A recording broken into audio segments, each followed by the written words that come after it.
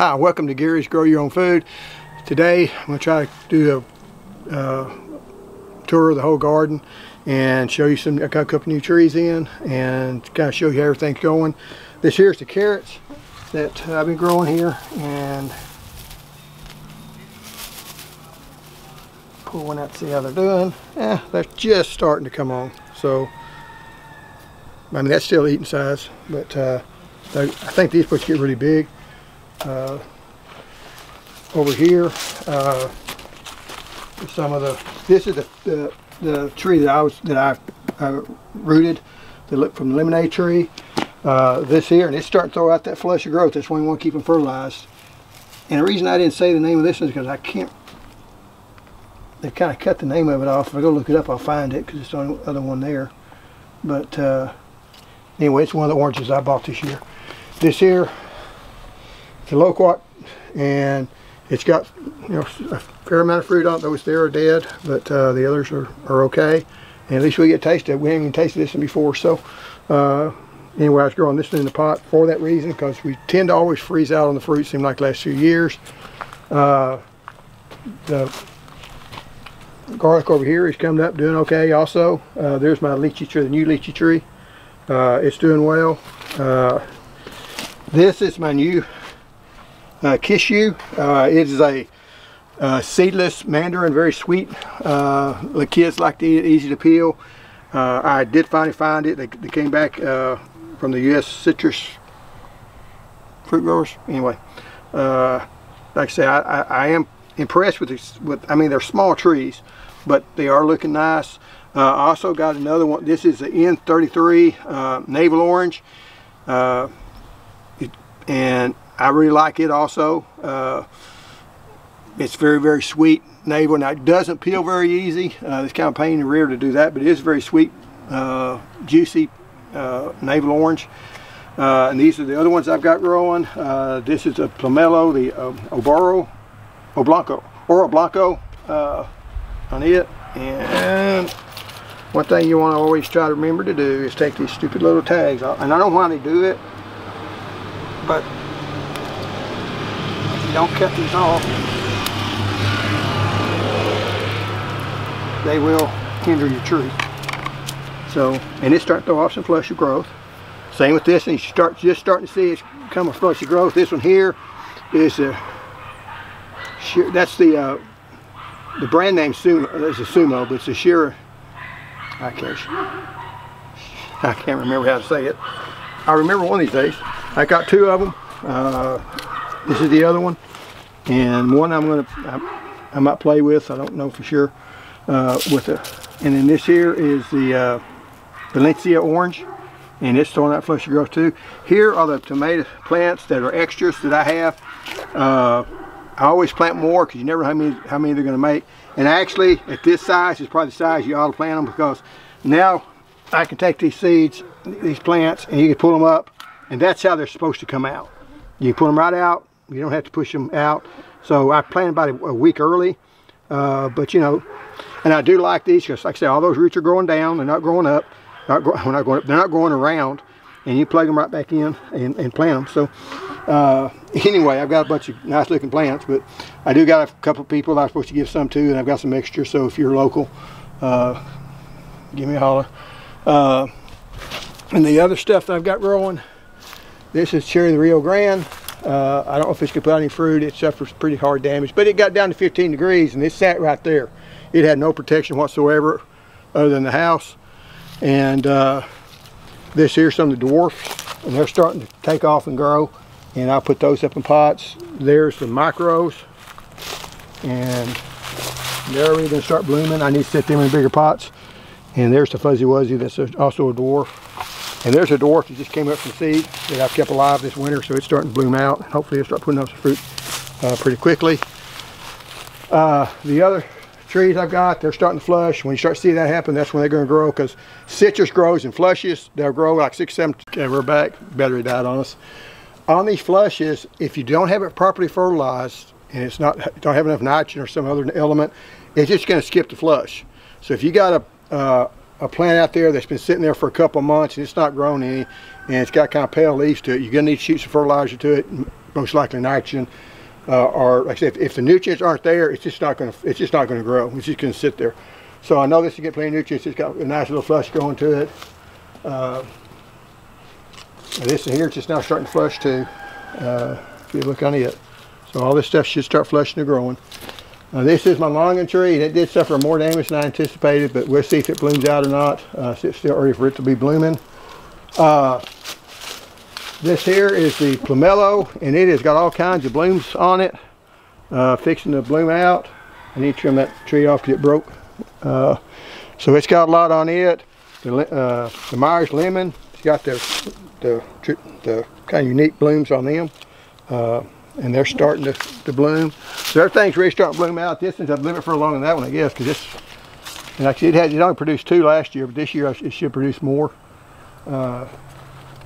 The blackberries, Thorns blackberries that I transplanted from the garden into here, they're doing fine. They have not lost any of their leaves. They're starting to grow out. This is Primark Freedom. I think that was the Ponca. And so they're doing all right. This is a nectarine tree that I've got. I'll actually get it on the Smooth Zest 1.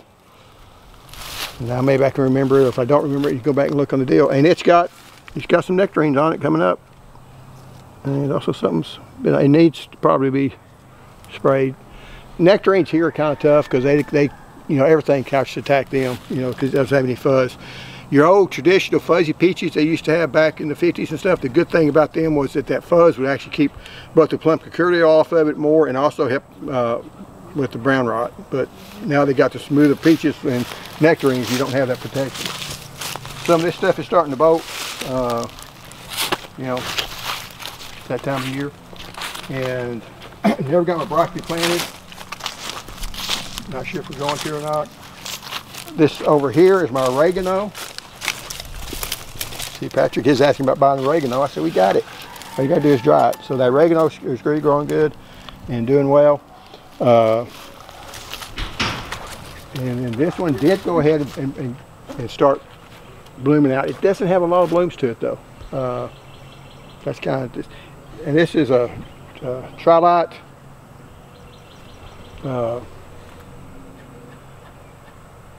Anyway, it's got Trilite Apium. Anyway, it's got 3 different kinds of, it's got peach, plum, and apricot to it. And like I said, it hasn't produced a whole lot, but and it's smaller fruit, really sweet. To me, a little bit too sweet. But, and then we got the other fruit trees that are growing. And that's my Roddenberry peach. The Flat Wonder, I think it was. I think it is. I'm lost there. This here. What is it, Patrick? Pomegranate. Pomegranate. Vince the Pea. I forget the name of it. But it's looking good. So it survived the transplant. Then I've got my. This is a new, and I'm going to need to pot it up. Blackberry, Climax Blackberry. It's a rabbit eye. These here are your Southern High Bush.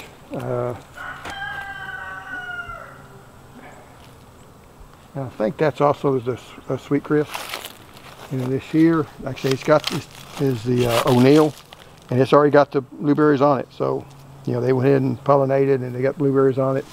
There's also got other blooms on it also. Same thing with this Sweet Crisp over here. You know, you're starting to see the blueberries already making on it, so that's a good thing. And it's going to look like it's make a pretty decent crop this year. And then we got the Snow Chaser. This thing's been struggling for years. I had it in a fabric pot and it wasn't doing well, so I put it in this pot. It never has adapted to this pot for whatever reason. Sometimes your blueberries do that. I like to put the blueberry in the container it's going to be for starting off. If I'm going to have a 4-inch pot, I'd still rather put it in this size. A lot of people say not to do that, but blueberries for me don't like to be they don't like to be transplanted very well. And then I guess I think we'll talk just a minute about the figs.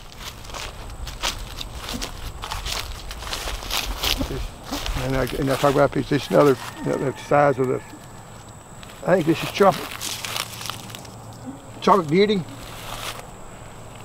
I know there's Tropic Snow. And this here's the fig that's in the ground. It's already, fully leaved out. The other ones are starting to wake up. JH Adriatic is coming up, and some other fig trees are coming up, so they're breaking dormancy. I did have the 3 that I was going to show them, but they're over there. They're starting to root out. Let's go ahead and show it. I'm going to cut it. Now we're back. Here's where I got the cuttings. What I like about doing this for cutting, it's starting to leaf out. You wouldn't be sure if you're growing in just a regular solo cup if it had roots on them or not. And a lot of times people try to pull them and all that. Here you can see the roots. There's the roots there, and that's the only thing growing in the plant. So these are all roots here. So now I can start fertilizing this. You don't want to fertilize them until they have roots, but now that they've got roots in it, I can fertilize a little bit.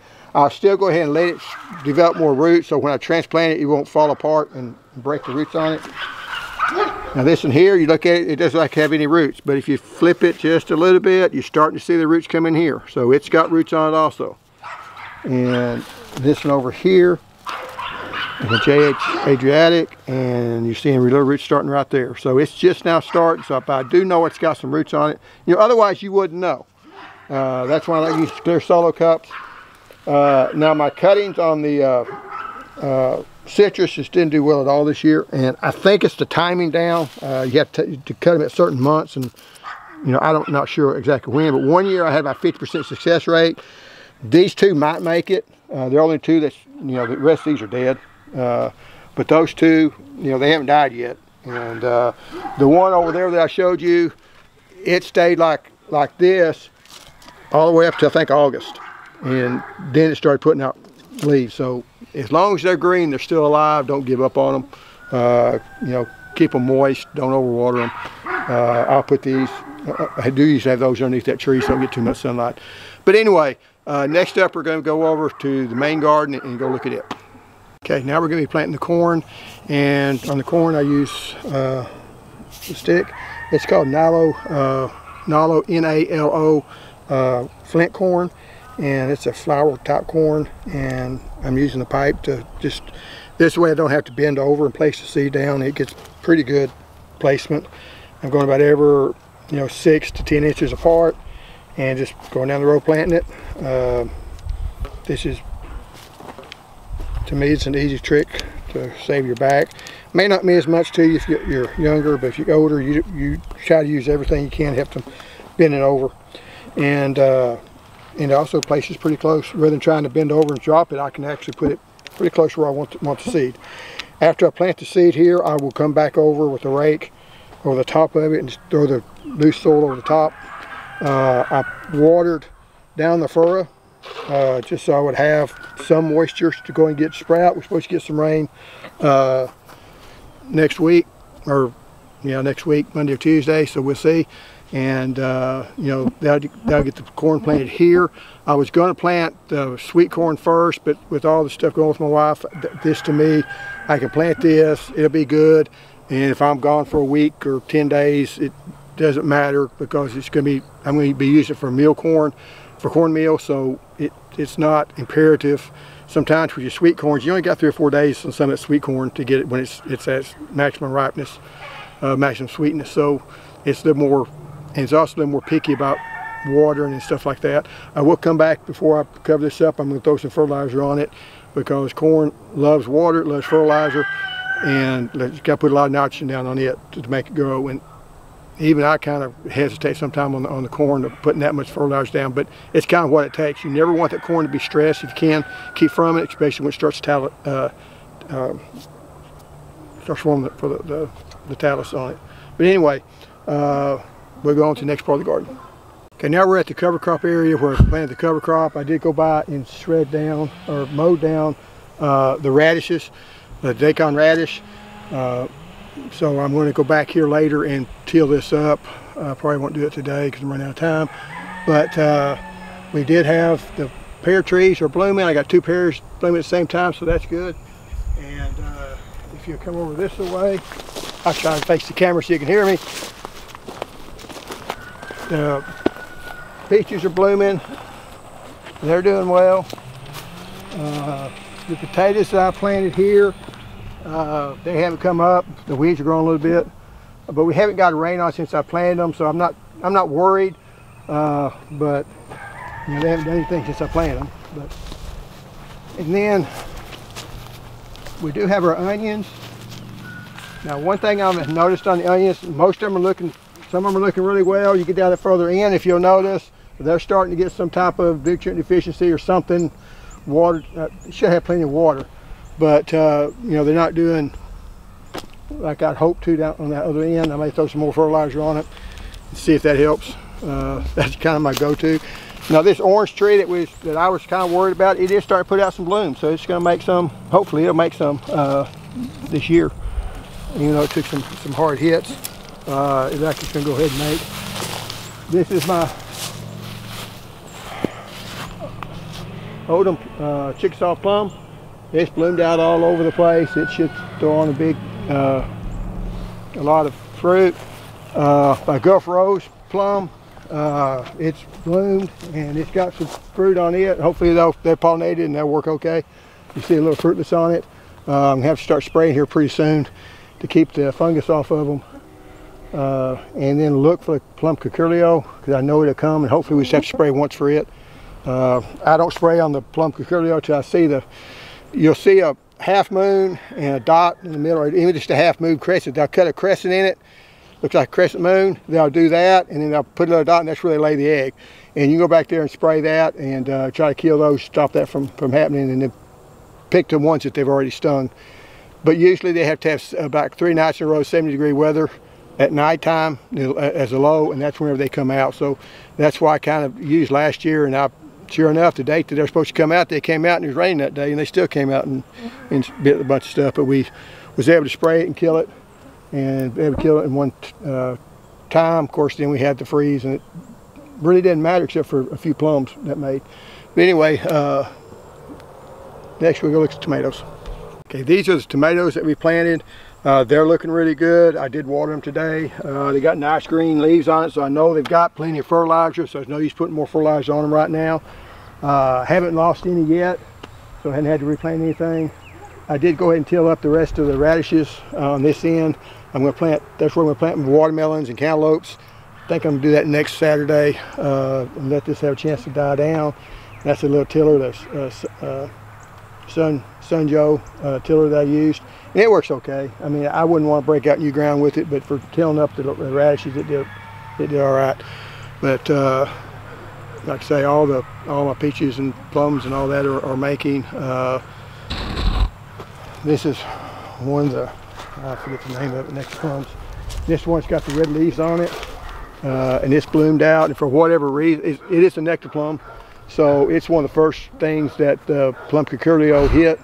So I'll be watching out for it, and when it hits that, I'll have to start spray the rest of the trees. And this tree over here is the first time it's ever looked like it's going to actually make. And I almost gave up on it. I almost cut it down, but gave it one more year, and hopefully it'll produce something this year. I've had it for about 3 or 4 years, and normally on a peach tree you get something within 2 years. But to show you how far along some of the peaches are coming, see how big the peaches are already on this one? So, and they need to be thinned out. And I've thinned them out, try to thin them out like, you know, this one, I'll probably try to leave 2 of that limb. What you want to think of, once this limb gets full size, if I leave them all on there, it's going to go on like this. Like this one, I'll probably leave 2 on it, and that's probably pushing it.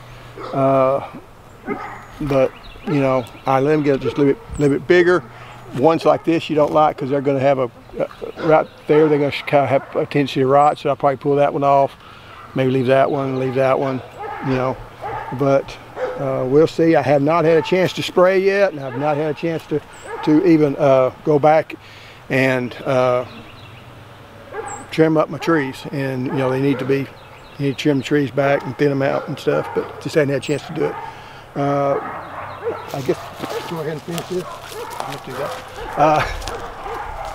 All the rest of the stuff's doing good. I don't know what kind of peach this is. It's supposed to be Sam Houston peach, but it does not produce what Sam Houston's supposed to produce. It is a brown rot magnet. I do not like it because of that. It does make pretty blooms though. But you know, if it gets as bad, if I don't get any fruit off of it because it all rots, you know, there's no use. Even though it makes fruit, if it rots on you, you know, it doesn't do you any good. So, and then this one hadn't started blooming yet, so hopefully it'll bloom and we'll make some fruit on it. And then this here is my Primark Freedom. It's one of the earlier blackberries, and it's already starting to bloom out and starting to put blooms, and I've tied up some of them. But it's again the first one to bloom out on the ones that I've got the other two. And then the garlic over here is, you know, it's the elephant garlic's doing good. The other garlic, you know, it's not looking so hot, but you know, I tried something different. And anyway, thanks. I'm not sure how I'm going to edit this thing because I'm doing it out of order, but this is the last video. Thanks for watching, and we'll see you next time, hopefully next week. Thank you. And a quick update on my wife. She got out of ICU today. She's back in a private room. The operation went really well. She got a double organ transplant. They both went well. Doctors were real optimistic on everything. You know, said it was an A+ type transplant. So that's went really well. It's still going to be a long, you know, 3-month recovery to get her, you know, back home. But it's all went really well. So, and that's been good. So I just kind of letting everybody else kind of know that.